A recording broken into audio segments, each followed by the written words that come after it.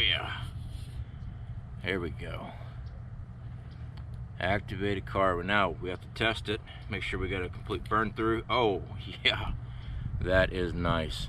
Okay, so we got to get our coal bed started, and this is the tin we're going to be using for our charcoal, making our activated carbon. As you see here, we've already got some pieces cut up. They're not that large. This is for demonstration, just to show you how it's done. You can make your containers any size and use whatever you want to for a fire base for your coals. Let's go and put these back in. The main thing is have a lid that is vented. All right, the reason why you want it vented is because the gases start building up in this thing, and you don't want anything popping off on you. All right, so when this thing starts off, you'll see steam come out the top, and then you'll see the actual wood gas ignite and burn. And that's what we're waiting for on these. Once that fire goes down, then we'll seal it up, make sure no oxygen is getting to the charcoal inside, and then we got our charcoal. But first, we got to get us a coal bed. You can make this any way you want to. I'm using a grill out here. We got plenty of wood and stuff just to keep building around. We'll get our coal bed, and we'll set our can down in the center of it and keep building our coal bed around it. So let's go ahead and close our sides. All right, so who remembers these?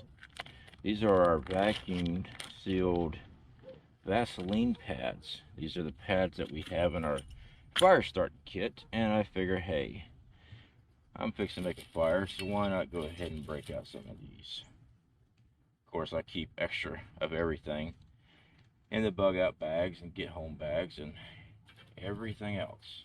All right, gonna put that there. We'll get our trusty striker out here, and there we go.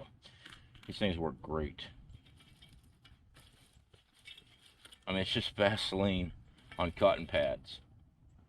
It's pretty awesome. I mean, I struck it with a Firestarter. All right, didn't even use magnesium on it. Things are awesome.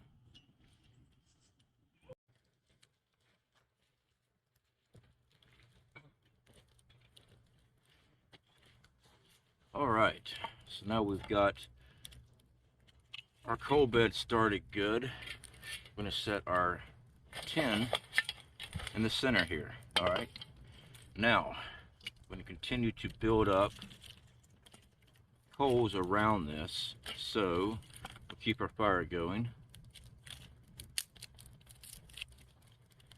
And this way our tin stays evenly hot all the way around. It's not something that actually has to be done. I've seen people use just flames. It's worked very well. For myself, I like using coals. It just speeds up the process, I believe. But each their own. But this process does work. Now remember, this is sealed, but we got vents punched through. These vents, you'll start seeing white smoke, stuff like that come out of these vents, and then you'll see steam. That's the water and moisture that's in the wood, and then you'll see ignition. You'll see flames come out of this. That is the trapped gas that is burning. That's that wood gas.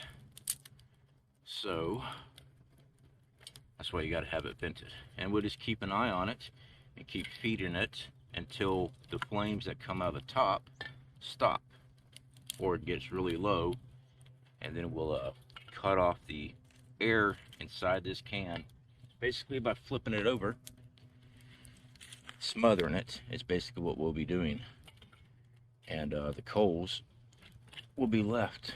It'll burn up the oxygen left in the can.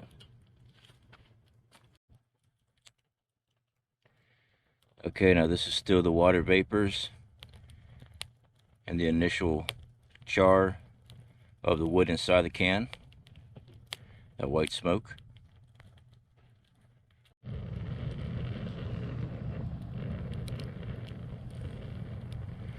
Pretty cool. You know, I hear a lot about the gasifiers and stuff like that, which is a pretty interesting concept, I must say. So far I haven't found any actual blueprints on a gasifier, So I'm not about to attempt one. As you can see here, once this wood on the inside of this container got hot enough, it ignited. Now, with the gasifier, I'm thinking it's going to be the same process, but you're catching the gases before they ignite. So there's some science behind it. Unfortunately, I'm not well versed on it, so we haven't even attempted a gasifier. Make an activated charcoal, activated carbon. Yes, yeah, that's a simple process as long as you got vent tubes. All right, so now we're just gonna have to wait until the flame dies down in the can. All right, so our flames have started dissipating out of our can. So now we're gonna remove this and snuff out any oxygen coming back in there that's going to cause our charcoal to continue to fire. So I'm going to move the camera back. I'm going to show you what we're going to do with this. Okay, this can's a lot lighter than what it was. I'll flip it over, so that's where our vents are.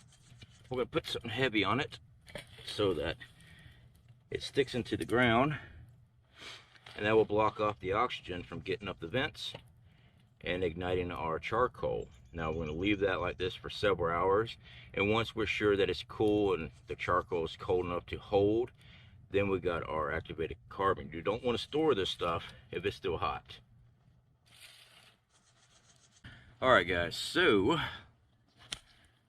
this small container, make sure it's not hot. Go flip her over, trying to break up all the charcoal. All the dirt here. Now, you don't have to use this small container. As a matter of fact, I recommend you using a larger container. You get more charcoal. I mean, we used a lot of fuel just to make this charcoal. So the larger container, the better yield you'll get. Oh yeah. Alright, hopefully that is coming in. Let's go pull a piece out. Oh yeah. There we go. Activated carbon. Now we have to test it. Make sure we got a complete burn through. Oh yeah, that is nice. This is gonna make great filtration carbon.